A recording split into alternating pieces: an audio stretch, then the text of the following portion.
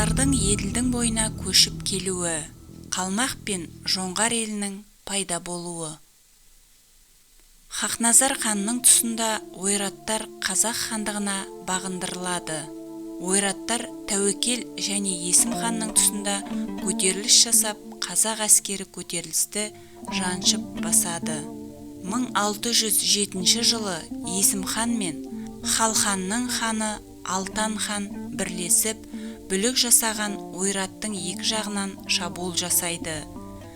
Батор Хонтайшының әкесі Қарахула жеңіліп, Есім ханға бағынады.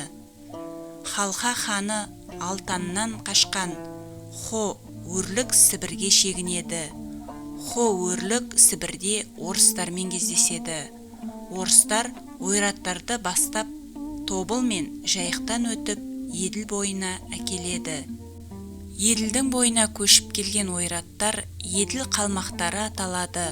Олардың саны 300 мың адам, 50-60 мың әскер. Хо өрлік Тайшы Ресейге будандық ант береді.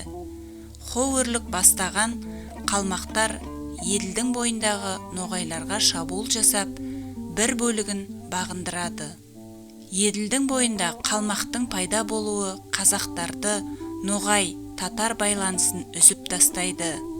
Осылайша Еділдің бойында қалмақ елі пайда болды. Есім хан қайтыс болғаннан кейін Қарахуланың баласы Батор Қонтайшы шығыстан 1635 жылы Жоңғар мемлекетін құрды. Жоңғар мен қалмақ елінің құрылуы Орта Азияны шығыста, Қытай мен батыста Еуропа мен сауда және мәдени байланысын үзіп, артта қалуына себептерінің бірі болды.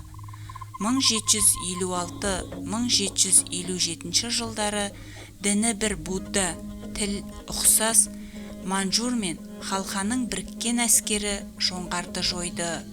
1771 жылы Еділден қалмақтар көшті. Ойрат хандықтары бір жола құлады.